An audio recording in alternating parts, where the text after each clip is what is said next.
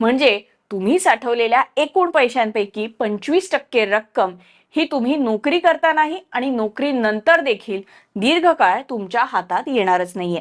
खात्यात पैसे असतील पण ते लगेच वापरता येणार नाहीत.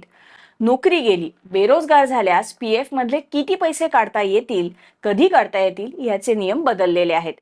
यापूर्वीच्या ईपीएफओ नियमांनुसार 1 महिना बेरोजगार राहिल्यास त्या व्यक्तीला खात्यातला 75% पीएफ बॅलन्स काढता येत होता, तर सलग 2 महिने बेरोजगार राहिलं तर ईपीएफचा पूर्ण बॅलन्स काढता येत होता.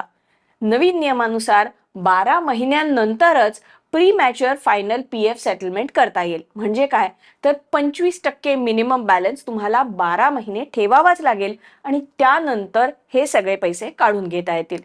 म्हणजे तुमच्या खात्यामध्ये 100 रुपये असतील तर त्यातले 75 रुपये तुम्हाला काढता येतील, पण उरलेले 25 रुपये काढण्यासाठी 12 महिने थांबावं लागेल.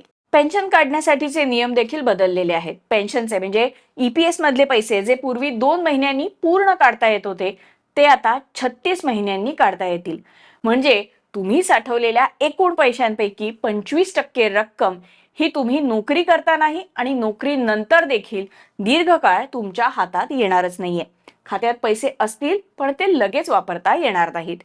25%चा मिनिमम बॅलन्स आणि बेरोजगारीच्या वेळी पूर्ण पैसे काढता न येणं, पेन्शनचे सगळे पैसे लवकर हातात न मिळणं, या नियमांवरनं विरोधकांनी देखील सरकारवरती टीका केली. हमने 25% पैसा लाभार्थी के अकाउंट में 1 साल जमा रखने का निर्णय इसलिए करा कि 1 साल में दूसरी जगह पे उसकी कोई न कोई जगह पे नौकरी लग जाए, तो ये नौकरी की कंटिन्यूटी बन जाएगी और अपनी कंटिन्यूस नौकरी मानी जाएगी और 10 साल के बाद वो पेंशन के पात्र बन सके। इस उद्देश्य के साथ ये निर्णय करा गया है।